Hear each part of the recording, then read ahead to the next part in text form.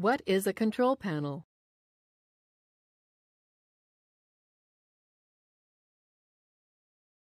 The control panel is an essential part of any web hosting account.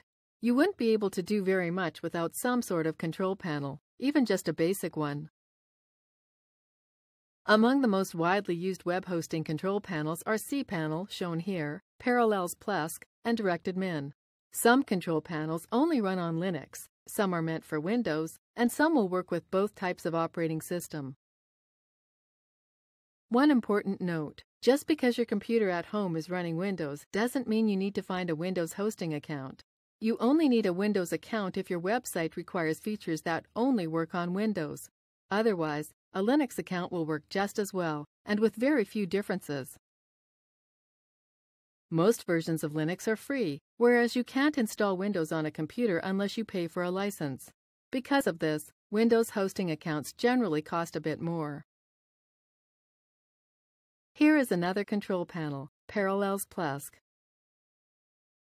This is the end of the tutorial. You should now have a better understanding of what a control panel is.